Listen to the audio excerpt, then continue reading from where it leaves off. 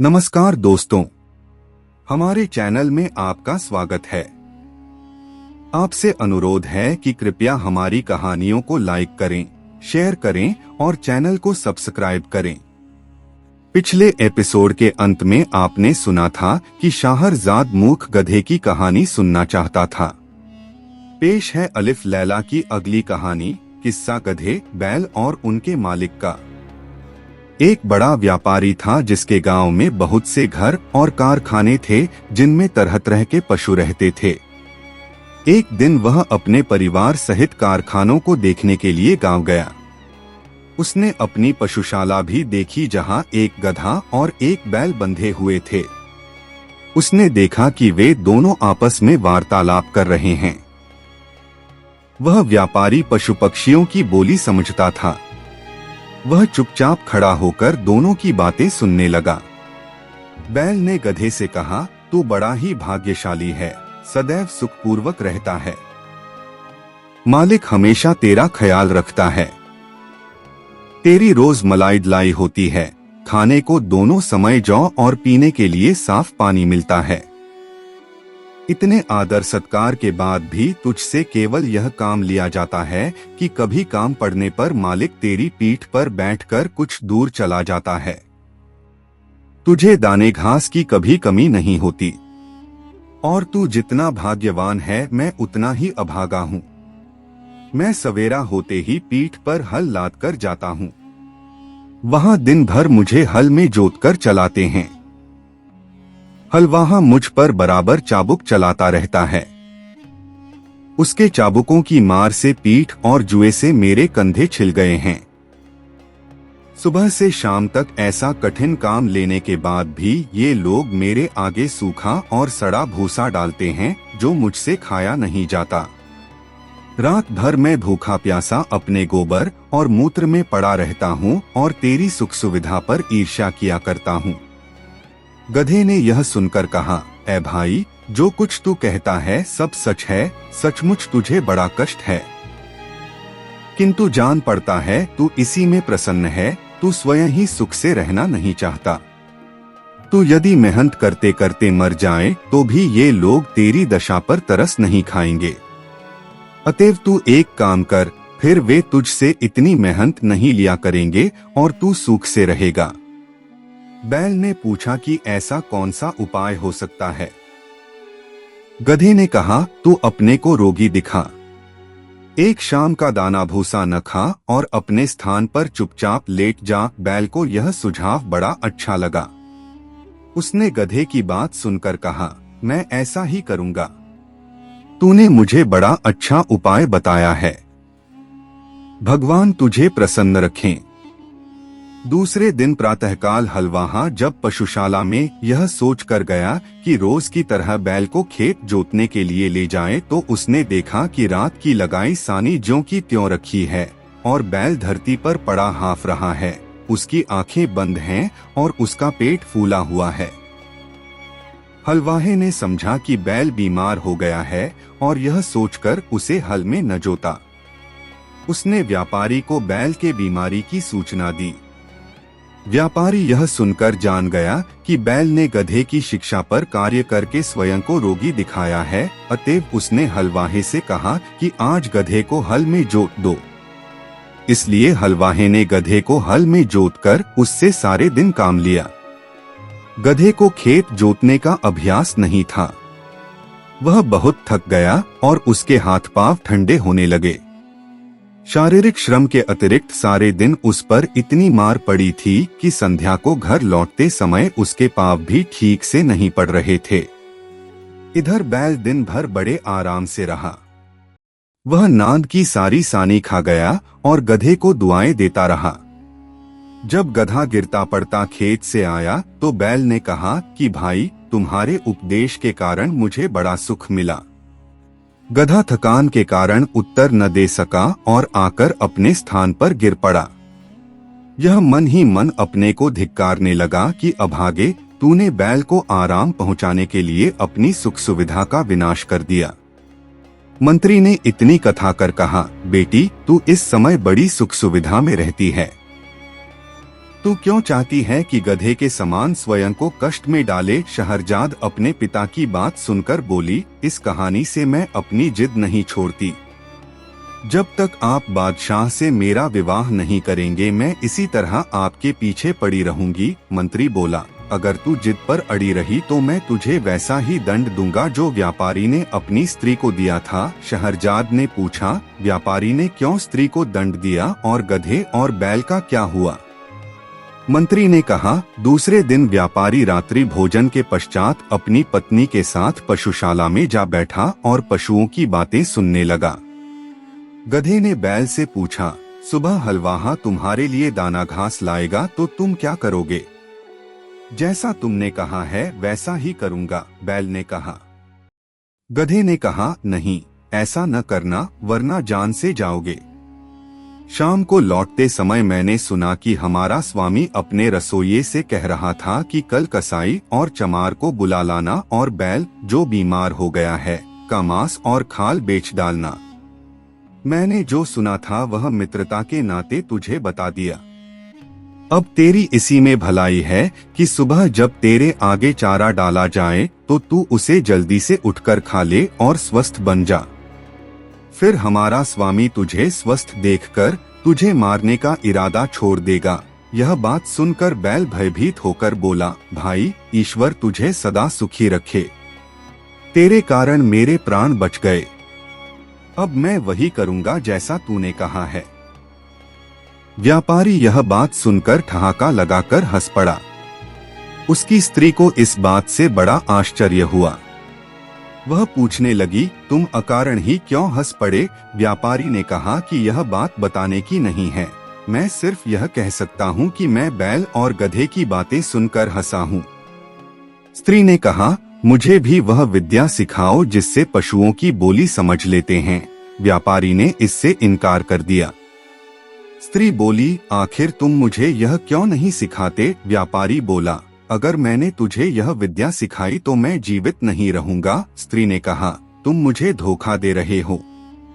क्या वह आदमी जिसने तुझे यह सिखाया था सिखाने के बाद मर गया? तुम कैसे मर जाओगे? तुम झूठ बोलते हो। कुछ भी हो, मैं तुमसे यह विद्या सीख कर ही रहूंगी। अगर तुम मुझे नहीं सिखाओगे तो मैं प्राण तज दूंगी। यह कहकर वह स्त्री घर में आ गई और अपनी कोठरी का दरवाजा बंद करके रात भर चिल्लाती और गाली गलौज करती रही। व्यापारी रात को तो सो गया, लेकिन दूसरे दिन भी वही हाल देखा तो स्त्री को समझाने लगा कि तू बेकार जिद करती है, यह विद्या तेरे सीखने योग्य नहीं है। स्त्री ने कहा कि जब तक तुम मुझे यह भेद नहीं बताओगे मैं खाना पीना छोड़े रहूंगी और इसी प्रकार चिल्लाती रहूंगी। व्यापारी ने कहा कि अगर मैं तेरी मूर्खता की बात मान लूं तो मैं अपनी जान से हाथ धो बैठूंगा। स्त्री ने कहा, मेरी बला से तुम जियो या मरो, लेकिन मैं तुमसे यह सीख कर ही रहूंगी कि पशुओं की बोली कैसे समझी जाती है। व्यापारी ने जब देखा कि यह महामूर्ख अपना हठ छोड़ ही नहीं रही है तो उसने अपने और ससुराल के रिश्तेदारों को बुलाया कि वे उस स्त्री को अनुचित हठ छोड़ने के लिए समझाएं। उन लोगों ने भी उस मूर्ख को हर प्रकार समझाया, लेकिन वह अपनी जिद से न हटी। उसे इस बात की बिल्कुल चिंता न थी कि उसका पति मर जाएगा। छोटे बच्चे माँ की यह दशा देखकर हाहाकार करने लगे। व्यापारी की समझ ही में नहीं आ रहा था कि वह स्त्री को कैसे समझाए कि इस विद्या को सीखने का हठ ठीक नहीं है।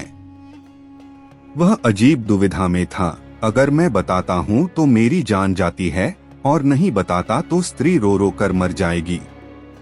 इसी उधेड़बुन में वह अपने घर के बाहर जा बैठा। उसने देखा कि उसका कुत्ता उसके मुर्गे को मुर्गियों से भोग करते देखकर गुर्राने लगा। उसने मुर्गे से कहा, तुझे लज्जा नहीं आती कि आज के जैसे दुखदाई दिन भी तू यह काम कर रहा है? मुर्गे ने कहा, आज ऐसी क्या बात हो गई है कि मैं आनंद न करूं? कुत्ता बोला, आज हमारा स्वामी अति चिंताकुल है। उसकी स्त्री की मति मारी गई है और वह उससे ऐसे भेद को पूछ रही है जिसे बताने से वह तुरंत ही मर जाएगा। नहीं बताएगा तो स्त्री रो रो कर मर जाएगी। इसी से सारे लोग दुखी हैं और तेरे अतिरिक्त कोई ऐसा नहीं है जो स्त्री संभोग की भी बात भी सोचे। मुर्गा बोला, हमारा स्वामी मूर्ख है जो एक स्त्री का पति है और वह भी उसके अधीन नहीं है। मेरी तो 50 मुर्गियां हैं और सब मेरे अधीन हैं। अगर हमारा स्वामी एक काम करे तो उसका दुख अभी दूर हो जाएगा। कुत्ते ने पूछा कि स्वामी क्या करे कि उसकी मूर्ख स्त्री की समझ वापस आ जाए। मुर्गे ने कहा, हमारे स्वामी को चाहिए कि एक मजबूत डंडा लेकर उस कोठरी में जाए जहां उसकी स्त्री चीख चिल्ला रही है। दरवाजा अंदर से बंद कर ले और स्त्री की जमकर पिटाई करे। कुछ देर में स्त्री अपना हठ छोड़ देगी। मुर्गे की बात सुनकर व्यापारी ने उठकर एक मोटा डंडा लिया और उस कोठरी में गया जहां उसकी पत्नी चीख चिल्ला रही थी। दरवाजा अंदर से बंद करके व्यापारी ने स्त्री पर डंडे बरसाने शुरू कर दिए। कुछ देर चीख पुकार बढ़ाने पर भी जब स्त्री ने देखा कि डंडे पड़ते ही जा रहे हैं तो वह घबरा उठी। वह पति के पैरों पर गिरकर कहने लगी कि अब हाथ रोक ले, अब मैं कभी ऐसी जिद नहीं करूंगी। इस पर व्यापारी ने हाथ रोक लिया। यह कहानी सुनाकर मंत्री ने शहरजाद से कहा कि अगर तुमने अपना हठ न छोड़ा तो मैं तुम्हें ऐसा ही दंड दूंगा जैसा व्यापारी ने अपनी स्त्री को दिया था। शहरजाद ने कहा, आपकी बातें अपनी जगह ठीक हैं, किंतु मैं किसी भी प्रकार अपना मंतव्य बदलना नहीं चाहती। अपनी इच्छा का औचित्य सिद्ध करने के लिए मुझे भी कई ऐतिहासिक घटनाएं और कथाएं मालूम हैं, लेकिन उन्हें कहना बेकार है। यदि आप मेरी कामना पूरी न करेंगे तो मैं आपसे पूछे बगैर स्वयं ही बादशाह की सेवा में पहुंच जाऊंगी। अब मंत्री विवश हो गया। उसे शहरजाद की बात माननी पड़ी। वह बादशाह के पास पहुंचा और अत्यंत शोक संतप्त स्वर में निवेदन करने लगा, मेरी पुत्री आपके साथ विवाह सूत्र में बंधना चाहती है। बादशाह को इस बात पर बड़ा आश्चर्य हुआ। उसने कहा, तुम सब कुछ जानते हो फिर भी तुमने अपनी पुत्री के लिए ऐसा भयानक निर्णय क्यों लिया? मंत्री ने कहा, लड़की ने खुद ही मुझ पर इस बात के लिए जोर दिया है। उसकी खुशी इसी बात में है कि वह एक रात के लिए आपकी दुल्हन बने और सुबह मृत्यु के मुख में चली जाए। बादशाह का आश्चर्य इस बात से और बढ़ा। वह बोला, तुम इस धोखे में न रहना कि तुम्हारा ख्याल करके मैं अपनी प्रतिज्ञा छोड़ दूंगा। सवेरा होते ही मैं तुम्हारे ही हाथों तुम्हारी बेटी को सौंपूंगा कि उसका वध करवा। यह भी याद रखना कि यदि तुमने संतान प्रेम के कारण उसके वध में विलंब किया तो मैं उसके वध के साथ तेरे वध की भी आज्ञा दूंगा। स्त्री ने निवेदन किया, मैं आपका चरण सेवक हूँ। यह सही है कि वह मेरी बेटी है और उसकी मृत्यु से मुझे बहुत ही दुख होगा, लेकिन मैं आपकी आज्ञा का पालन करूंगा। बादशाह ने मंत्री की बात सुनकर कहा, यह बात है तो इस कार्य में विलंब क्यों किया जाए? तुम आज ही रात को अपनी बेटी को लाकर उसका विवाह मुझसे कर दो। मंत्री बादशाह से विदा लेकर अपने घर आया और शहरजाद को सारी बात बताई। शहरजाद यह सुनकर बहुत प्रसन्न हुई और अपने शोकाकुल पिता के प्रति कृतज्ञता प्रकट करके कहने लगी, आप मेरा विवाह करके कोई पश्चाताप न करें। भगवान चाहेगा तो इस मंगल कार्य से आप जीवन पर्यंत हर्षित रहेंगे। फिर शहरजाद ने अपनी छोटी बहन दुनियाजाद को एकांत में ले जाकर उससे कहा, मैं तुमसे एक बात में सहायता चाहती हूँ। आशा है तुम इससे इनकार न करोगी। मुझे बादशाह से ब्याहने के लिए ले जाएंगे। तुम इस बात से शोकविह्वल न होना, बल्कि मैं जैसा कहूँ वैसा करना। मैं तुम्हें विवाह की रात पास में सुलाऊंगी और बादशाह से कहूंगी कि तुम्हें मेरे पास आने दे ताकि मैं मरने के पहले तुम्हें धैर्य बंधा सकूं। मैं कहानी कहने लगूंगी। मुझे विश्वास है कि इस उपाय से मेरी जान बच जाएगी। दुनियाजाद ने कहा, तुम जैसा कहती हो वैसा ही करूंगी। शाम को मंत्री शहरजाद को लेकर राजमहल में गया।